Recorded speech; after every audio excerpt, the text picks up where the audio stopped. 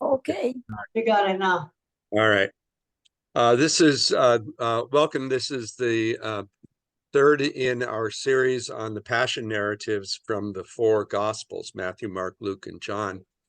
Comparison of each of the authors' take, if you will, on the stories about.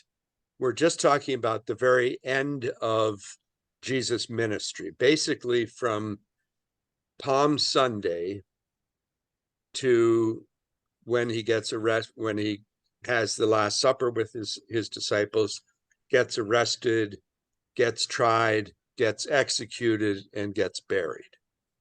Each of the four evangelists has a slightly different perspective, or in John's case, a significantly different perspective on those events. What is it? But we will, 7. Right now we are at the end of looking at Matthew's version of, again, we call these the Passion narratives. We're looking at Matthew's version. We looked at Mark's version first because that was the earliest one that was written. And we're looking at the additions that Matthew, and then later today we'll say Luke, the additions that each of those made to the predecessor, which was Mark. And that tells us a lot about kind of how Christianity was developing. We're talking about, again, Mark written in around 70 AD, approximately 40 years after the resurrection of Jesus. And the other evangelists, the other Gospels, Luke and Matthew, being written somewhere around 80 or so, and John being written as possibly as late as 100, the turn of the to the first century, to the second century.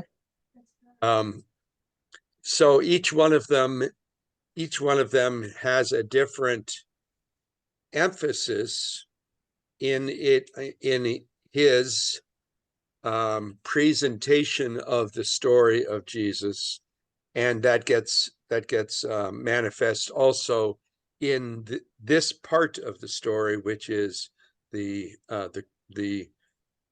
arrest and crucifixion of Jesus. Any questions from anybody before we move into the text?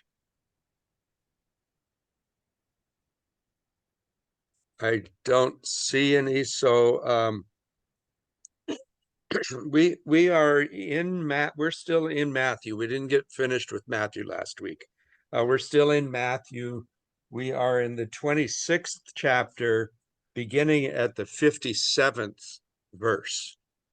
And as long as my voice holds out, I'm going to read, because I think in the interest of time, rather than passing it off from person to person who may or may not have good Wi-Fi connection or something like that, it may work best to have a single voice that's doing the reading. But if that bothers anybody or distracts from in some way, let me know, because that's just it's a practice I'm suggesting. So starting at verse 57. Oh, 57. 57, yeah. Chapter 26, verse 57. Those who had arrested Jesus took him to Caiaphas, the high priest, in whose house the scribes and the elders had gathered. But Peter was following at a distance as far as the courtyard of the high priest. And going inside, he sat with the guards in order to see how this would end. Now the chief priests and the whole council were looking for false testimony against Jesus, so that they might put him to death. But they found none, though many false witnesses came forward. At last, two came forward and said, This fellow said, I am able to destroy the temple of God and to build it in 3 days. The high priest stood up and said, have you no answer? What is this that they testify against you? But Jesus was silent. Then the high priest said to him, I put you under oath before the living God. Tell us if you are the Messiah, the Son of God. Jesus said to him, you have said so. But I tell you, from now on you will see the Son of Man seated at the right hand of power and coming on the clouds of heaven. Then the high priest tore his clothes and said, he has blasphemed. Why do we still need witnesses? You have heard his blasphemy. What is your verdict? They answered, he deserves death. Then they spat in his face and struck him, and some slapped him, saying, prophesy to us, you Messiah. Who is it that struck you? Now Peter was sitting outside in the courtyard. A servant girl came to him and said, you also were with Jesus the Galilean. But he denied it before all of them, saying, I do not know what you're talking about. When he went out to the porch, another servant girl saw him and said to the bystanders, this man was with Jesus of Nazareth. Again, he denied it with an oath. I do not know the man. After a little while, the bystanders came up and said to Peter, certainly you are also one of them, for your accent betrays you. He has a Galilean accent. In the Jewish high circles, they would think of the Galileans as being kind of the trailer trash of Judea, and their accents betrayed them. And that, like, people like fishermen and carpenters, and so when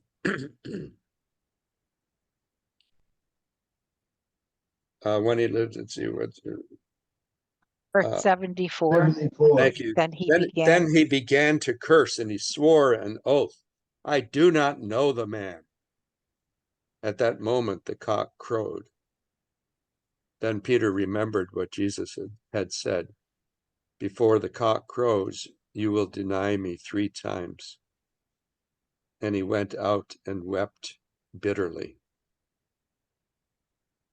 That's such a strong image, I think, just of Peter out in the alley where Jesus is in there about to get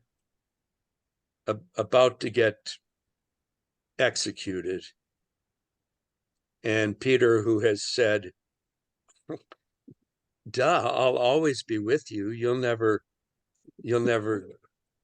have to worry about that, has just absolutely not just said, no, I don't know him, but with an oath disavowed knowledge of him. It's almost like, I don't know, like somebody put a hex on him, or he was in some sort of a trance or something to make this happen.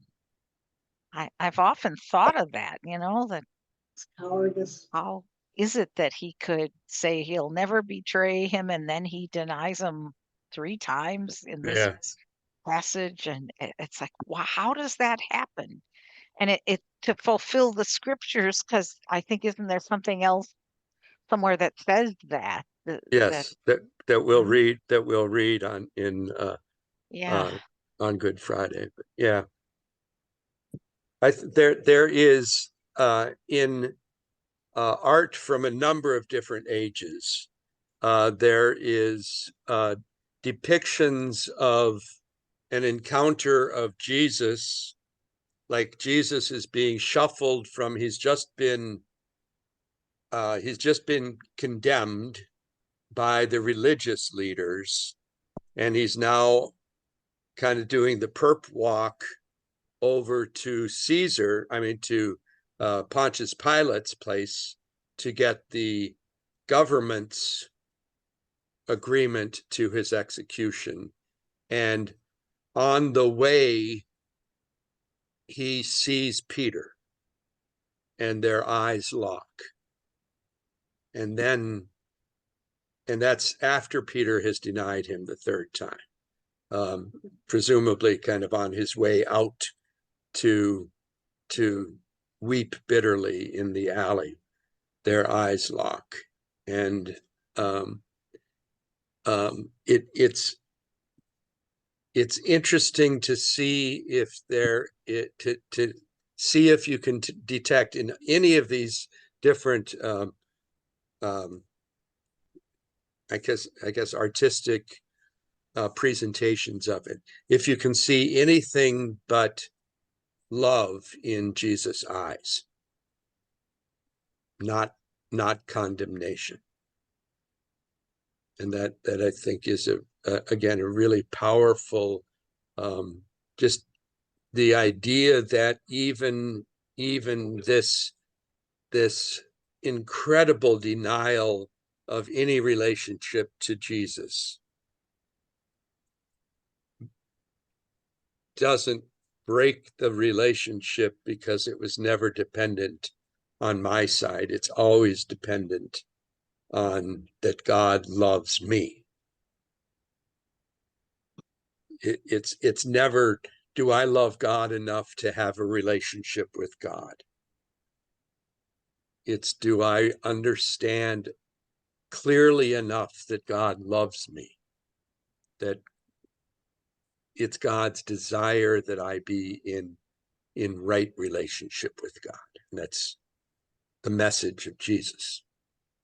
Let's stop there for a second and see if anyone has any questions, pushback, confusion. I have one question. Okay. Is there ever any follow-up to Peter's relationship with Jesus after the fact? I mean, and how he carries on past this? Yes, after. Yes, there is after not the resurrection. There is not in Matthew's gospel. Yeah. There is not in Matthew's gospel, but interestingly, in John's gospel, there's a whole scene after the resurrection where Jesus is having breakfast that he is serving. He's hosting the breakfast on the shore of the Sea of Galilee. Right. It's really a lake, but he's having breakfast, and he's the resurrected Jesus. At first they didn't recognize him, then they did. Peter ran out, got there first, and one of the fun things I like about that story is Jesus sees them out fishing, and he says to them, "Can you bring some fish?" And when they come in and start recognizing him, he already has the fish breakfast ready to be served. He didn't need what he was asking for from them. He was prepared to provide for them. But anyway, in 3 times. yes, in John's gospel, Jesus takes Peter aside and says, "Peter, do you love me?" And Peter says, "Yes, I do." And then Jesus says, "Feed my sheep." And then a little later, Jesus says again, "Peter, do you love me?" And this will be a gospel coming up after Easter. And Peter says, "Yes, I do. I love you. I love you very, very much." And again, this is after the resurrection. Jesus says, "Feed my lambs." And the third time, Jesus says, "Peter, do you love me?" And Peter, his typical think first, I mean, talk first and think later. He gets angry and he says, dang it, Lord, you know I love you. And he says, feed my lambs. I remember this now. Yeah, yeah. And Yeah. that is in John's gospel kind of the reconciliation, if you will, of Jesus. And it's repeated 3 times, as Martha said. Jesus or Peter denied him 3 times, and Jesus recalls him 3 times. Good question, Mike. Other questions? Okay, let's continue. When morning came, all the chief priests and elders of the people conferred together against Jesus in order to bring about his death. So that's all of the chief priests and the elders of the people. This is the Jewish leadership. And they have come to a consensus that he's a threat to their religion. And as a essentially what we would call a heretic, he's trying to lead the Jewish people toward disavowal of their tradition, and so they want to get rid of him as a threat to their status quo. But the Jewish law doesn't allow for, or the occupation by the Romans doesn't allow for them to carry out an execution themselves. So they have to take him to the governor, to Pilate, who's the representative of the Caesar, of the emperor, and it's Pilate who then ultimately takes the responsibility. So, any questions?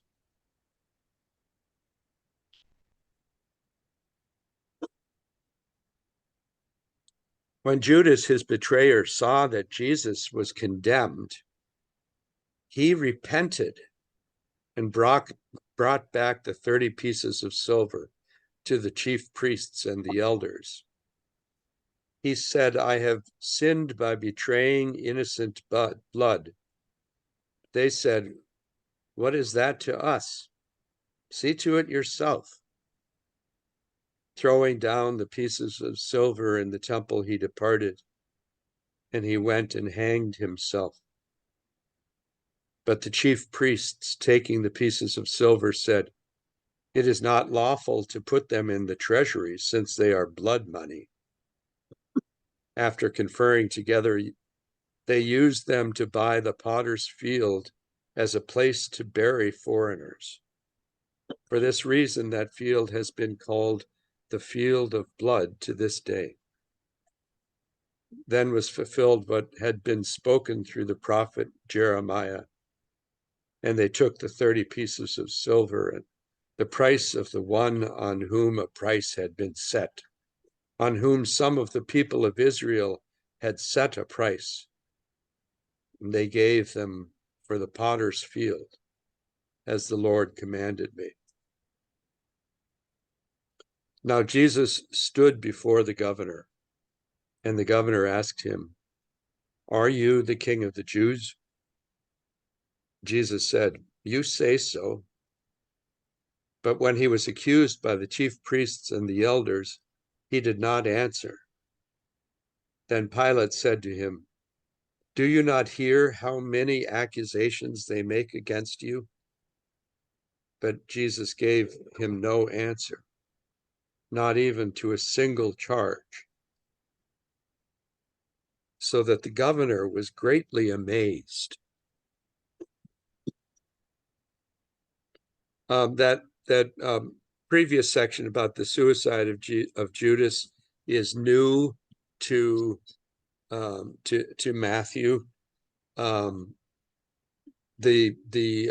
details of that And then this next section about Barabbas is an addition beyond what information we got from Mark. Now at the festival, the governor was accustomed to release a prisoner for the crowd, anyone whom they wanted. At that time, they had a notorious prisoner called Jesus Barabbas. So after they had gathered, Pilate said to them, "Whom do you want me to release to you? Jesus Barabbas or Jesus who is called the Messiah?" For he realized that it was out of jealousy that they had handed him over, they being the Jewish authorities, backed by the people. Just parenthetically, very much the drama of Holy Week begins with the crowd of people crying Hosanna, Hosanna, Hosanna, and days later crying crucify him, crucify him. And we're to see ourselves both in those in both those kinds of dramatic, not quite recreations, but kind of getting into the sense that comes from cheerfully welcoming Jesus and days later participating in his crucifixion. That was a little aside. Any questions? Okay.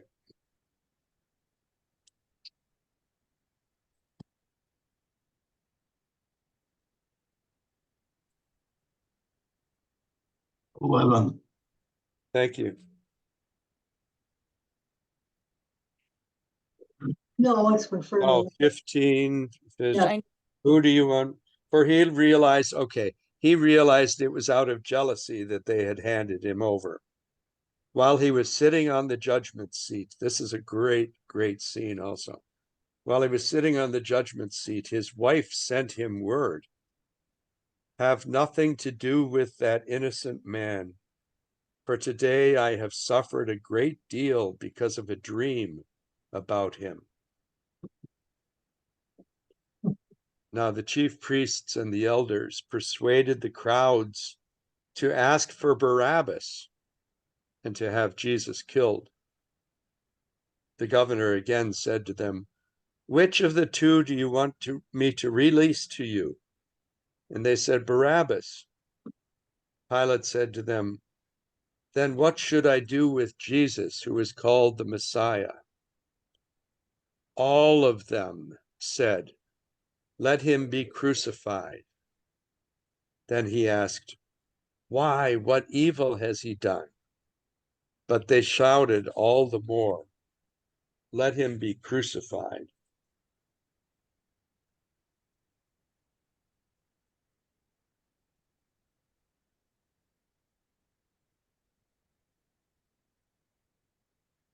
I can't get my page to come apart. Sorry.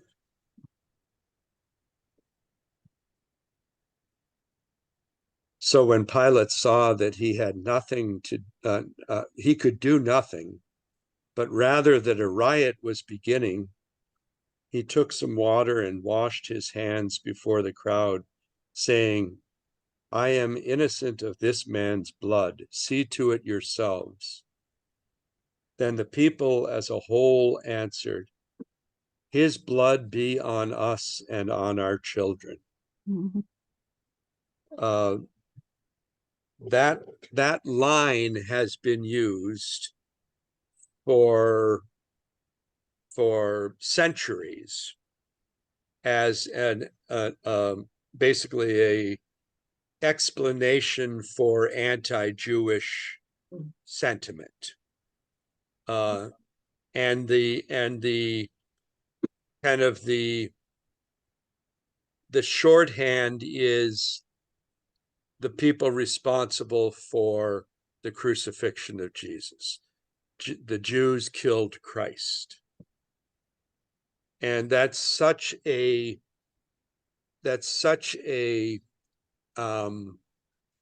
absurd shorthand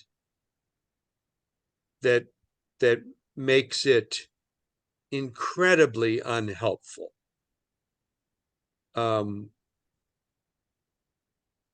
Just at the very least, not recognizing Jesus is a Jew, was a Jew, is a Jew. How can we be anti-Jewish when our Lord, we worship a Jewish God? But this has been used by people who had anti-Semitic or anti-Jewish sentiments, and they found that in the text and said, that's right, that's the root of it. Pastor, Yes, go ahead, Diane. didn't Martin Luther use this to some extent too? I would say very likely, because particularly in the end of his life, he had some absolutely nasty diatribes against the Jews. Writings that official Lutheranism around the world, maybe 20 or 25 years ago, disavowed, kind of made a joint statement all around the world, all the different Lutheran denominations around the world, saying we disavow and repudiate these teachings of the leader of our movement. And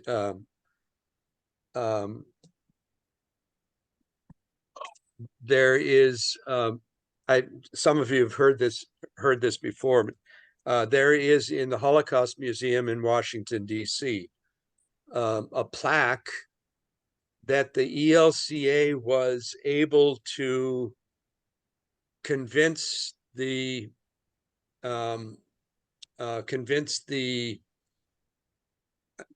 Smithsonian, I guess, whoever runs the Holocaust Museum, convince them to add this plaque, because they had in their kind of display of anti-Semitism in Germany, they had quotations from Luther. And so the ELCA got whoever it is to add a plaque that specifically disavowed those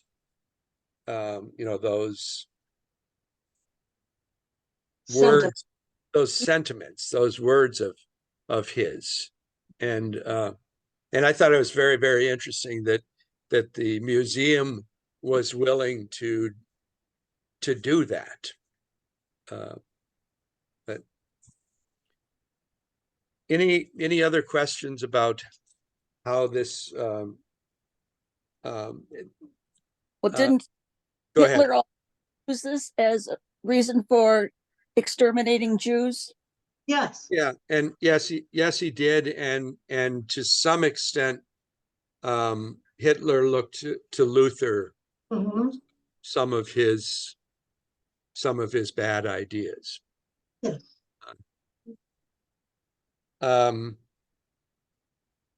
So when Pilate saw that he could do nothing, but rather that the riot was beginning, he took water and washed his hands.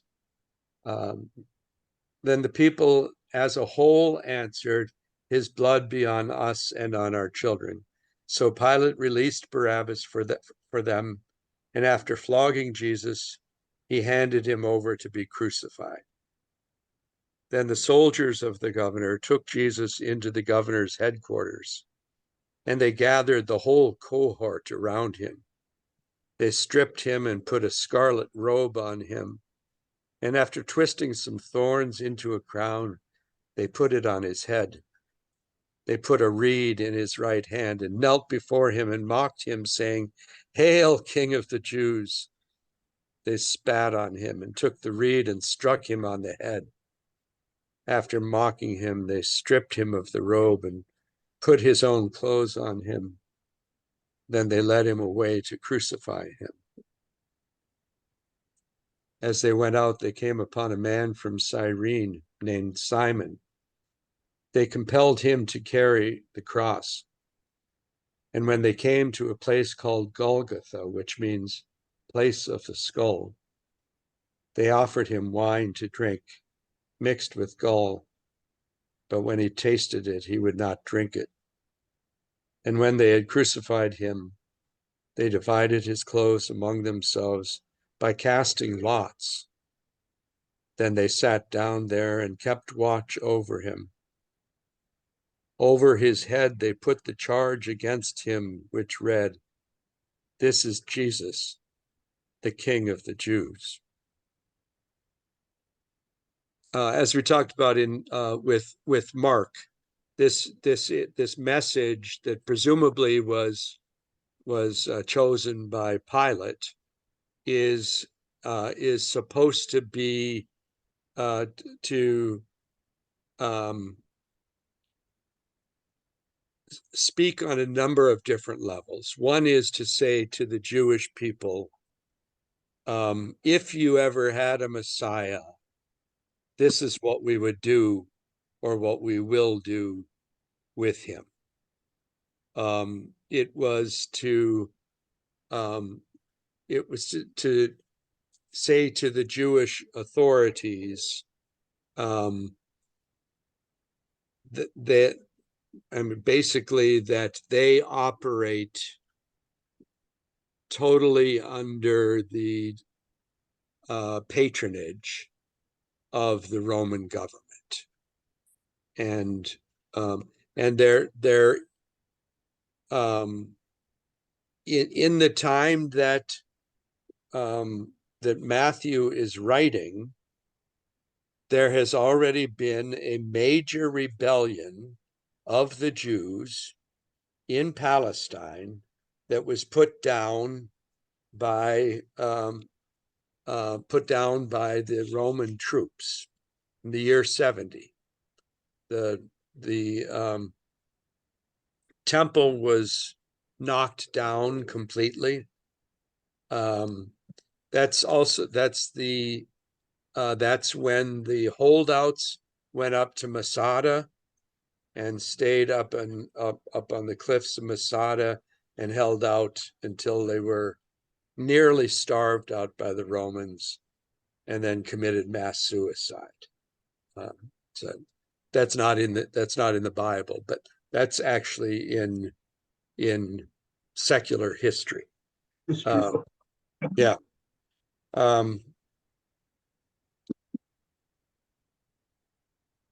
Any questions up to this point? Then 2 bandits were crucified with him, one on his right, one on the left. Those who passed by derided him, shaking their heads and saying, "You who would destroy the temple and build it in 3 days, save yourself. If you are the Son of God, come down from the cross." In the same way, the chief priests also, along with the scribes and the elders, were mocking him, saying, "He saved others. He cannot save himself. He is the King of Israel. Let him come down from the cross now, and we will believe in him. He trusts in God. Let God deliver him now, if he wants to, for he said, 'I am God's son.'" The bandits who were crucified with Jesus also taunted him in the same way. Notice there is not one of the thieves doesn't repent. We'll get there. I think the scene is interesting that basically at the foot of the cross are all the religious leaders, the chief priests. These are not just, okay, a representative was there to see that things were taken care of. It was they turned out not just to witness the putting down of this fantasy. They wanted to see it with their own two eyes, and even go farther, they wanted to mock it, which is what they do at the foot of the cross.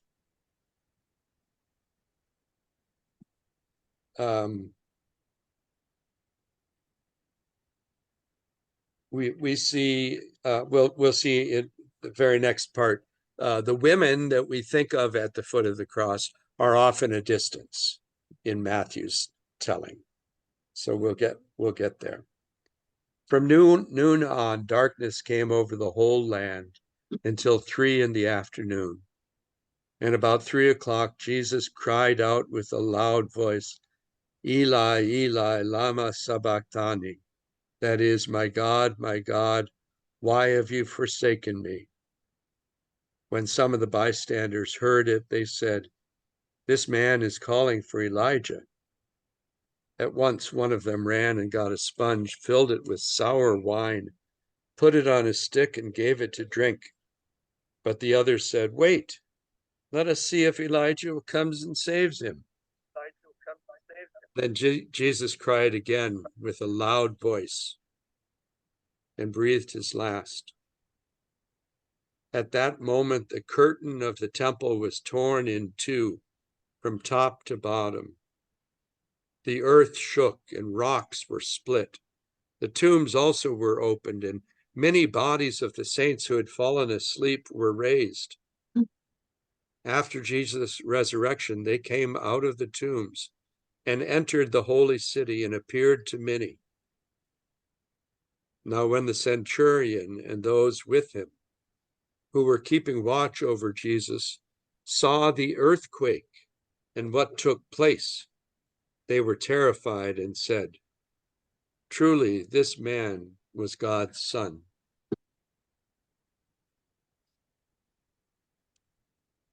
It's interesting, in Mark, it's not the earthquake or the heavens, what's going on in the heavens. In Mark, it's the centurion watching how Jesus died, says, surely this was a son of God. This one is last line. Pardon me? The last line, truly this man was God's son. Right. But it's the whole earthquake and everything that convinces him, not just the death of Jesus. Yeah. Okay. Many women were also there, looking on from a distance. They had followed Jesus from Galilee and had provided for him. Among them were Mary Magdalene and Mary, the mother of James and Joseph, and the mother of the sons of Zebedee. When it was evening, there came a rich man from Arimathea named Joseph, who was also a disciple of Jesus. He went to Pilate and asked for the body of Jesus. Then Pilate ordered it to be given to him. So Joseph took the body and wrapped it in a clean linen cloth, laid it in his own new tomb, which he had hewn in the rock. Then he rolled a great stone to the door of the tomb and went away. Mary Magdalene and the other Mary were there, sitting opposite the tomb. The next day, that is, after the day of preparation, the chief priests and the Pharisees gathered before Pilate and said, Sir, we remember what this impostor said while he was still alive. After 3 days, I will rise again. Therefore, command the tomb to be made secure until the third day. Otherwise, his disciples may go and steal him away and tell the people he has been raised from the dead, and the last deception would be worse than the first. Pilate said to them, "You have a guard of soldiers. Go and make it secure as you can." So they went with the guard and made the tomb secure by sealing the stone.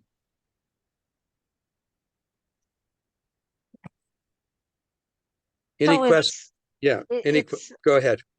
Oh, sorry. Go ahead, It's Terry. as though, Pilate is saying, okay, this was the king of the Jews, and he washed his hands of it before because he kind of knew that there was something different here, and now he's saying, look, you guys, you did this, now you take care of it with your people. I don't want anything to do with this. Except that he did use his soldiers to carry it out. Yeah. That's true. Yeah. And the religious authorities ended up being bystanders. They didn't execute him.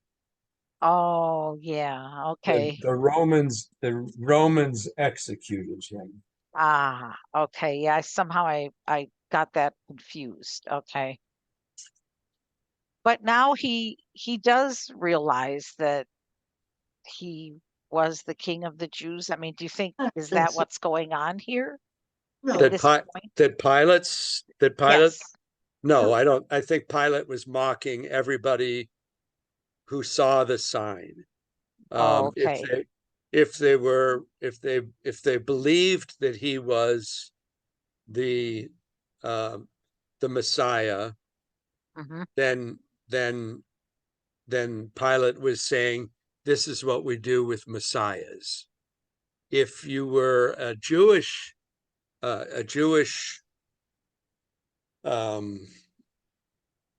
authority of some kind,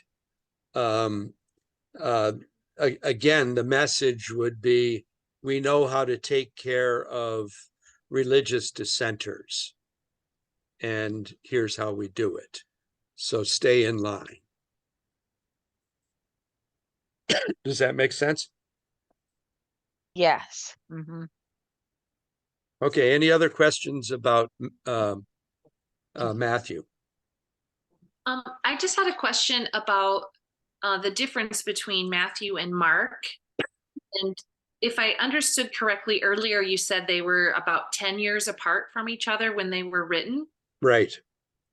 Do you think that the Matthew author is writing this later because he just didn't feel like Mark gave enough details, or he disagreed, or like, do we have any idea about his motivation for, like, I guess waiting 10 years? This goes back to some stuff that we've talked about before, but it's worth repeating because the context is really important. The scholars believe, as I said, that Mark wrote around the year 70, which was the year of the rebellion, and it was catastrophic for the Jews, but it was also a time that that Judaism and Christianity were splitting, and it wasn't an amicable split.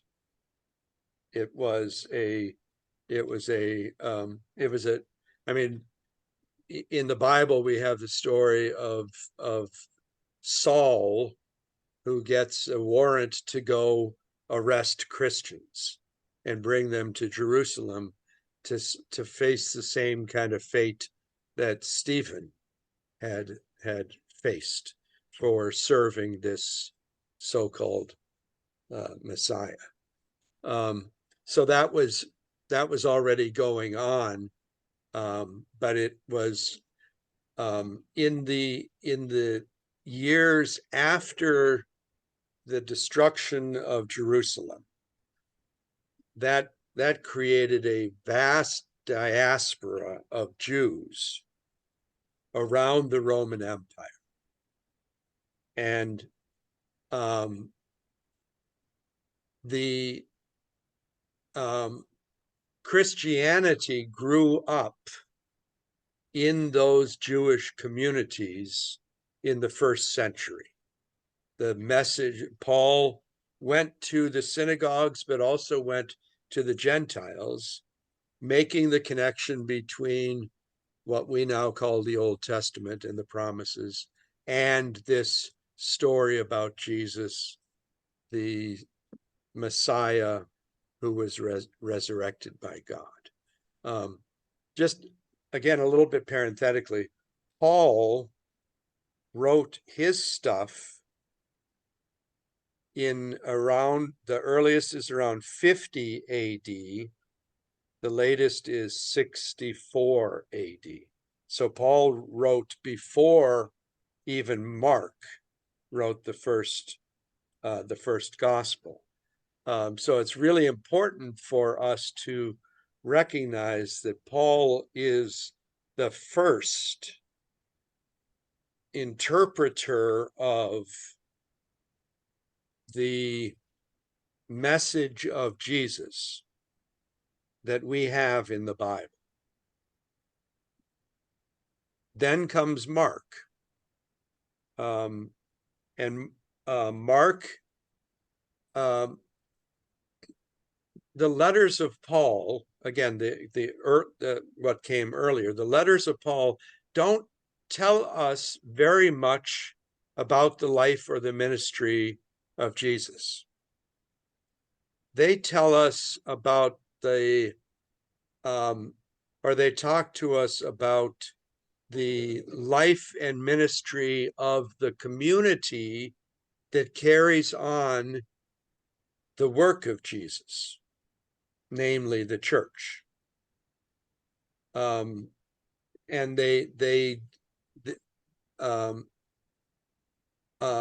it's reasonable to believe that Mark saw that eyewitness accounts, that the first generation of Christians, the ones who were there, were dying out, and took it upon himself to gather material and put it into what we now have as the book of Mark, with one little addition at the end that was added by somebody else. But that's a whole different story. Then we believe that Matthew, who was in Rome somewhere around 80 AD, and Luke, who we're not sure, but we think was in Syria, in what today is Syria. Actually, it was called Syria then also. And that they are writing, again, they're gathering the stories that they have heard and researched, but both of them have Mark in front of them.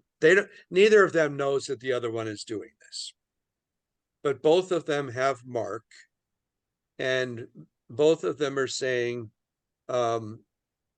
this Mark has a really good outline here. I've got some more information that I'm going to tack onto Mark's outline.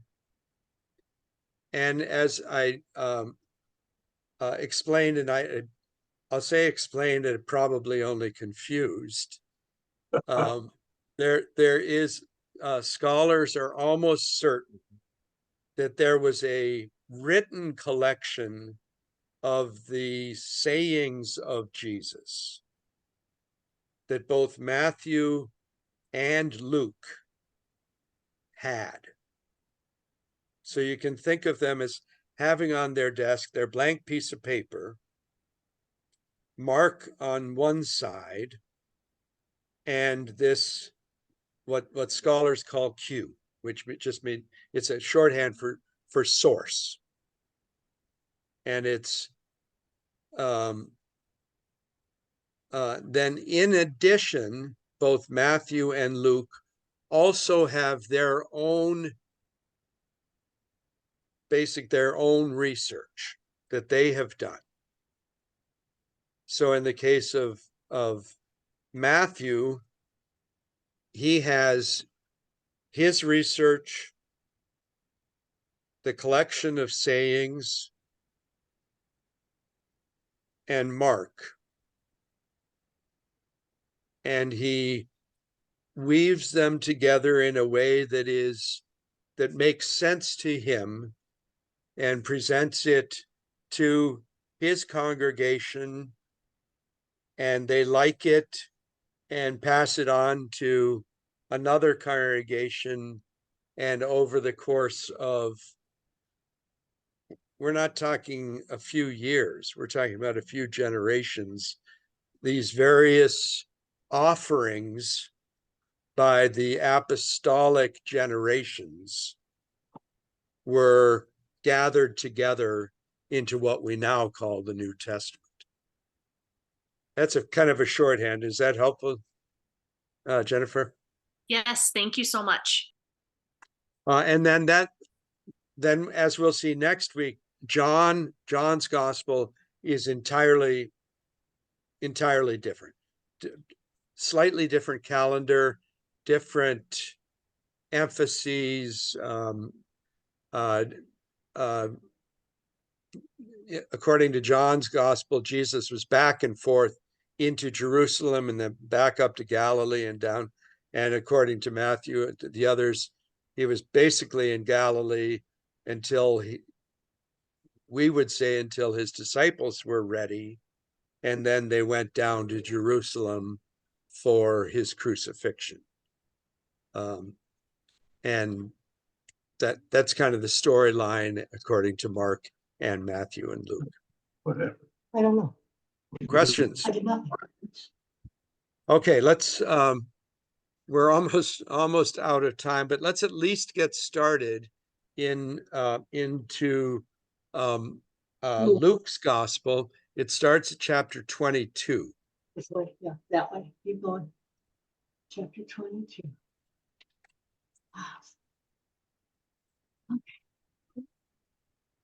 Chapter 22. Now the festival of unleavened bread, which is called the Passover, was near. The chief priests and the scribes were looking for a way to put Jesus to death, for they were afraid of the people. Then Satan entered into Judas Iscariot, who was one of the 12. He went away and conferred with the chief priests and officers of the temple police about how he might betray him to them. They were greatly pleased and agreed to give him money. So he consented and began to look for an opportunity to betray him to them when no crowd was present. This is a little bit more elaborated compared to Matthew. Then when the day of came the day of unleavened bread, on which the Passover lamb had to be sacrificed. So Jesus sent Peter and John, saying, "Go and prepare the Passover meal for us, that we may eat it." They asked him, "Where do you want us to make preparations for it?" "Listen," he said, "when you enter the city, a man carrying a jar of water will greet you." Again, this one is pretty much the same as we saw in Matthew, with a few little touches added, but nothing very big. When the hour came, he took his place at the table, and the apostles with him. He said to them, "I have eagerly desired to eat this Passover with you before I suffer. For I tell you, I will not eat it until it is fulfilled in the kingdom of God." Then he took a cup, and after giving thanks, he said, "Take this and divide it among yourselves. For I tell you that from now on I will not drink of the fruit of the vine until the kingdom of God comes. Then he took a loaf of bread, and when he had given thanks, he broke it and gave it to them, saying, "This is my body, which is given for you. Do this in remembrance of me." And he did the same with the cup after supper, saying, "This cup that is poured out for you is the new covenant in my blood. But see, the one who betrays me is with me, and his hand is on the table. For the Son of Man is going as it has been determined, but woe to that one by whom he is betrayed." Then they began to ask one another which one of them could be who would do this. Let's stop there. I think we should be able to next week get through Luke fairly quickly because it is so similar to Matthew. There won't be very many things, just a few things to highlight that make Luke different, and then we'll get into John. Okay. Any Okay. questions? Any questions before we close? No. Thanks for your Yeah. participation, and I'll look forward to closing this series next week. Thank you. All righty. Good Very night. much. Good Thanks night. a lot. Good night, everybody. Good night. Good night.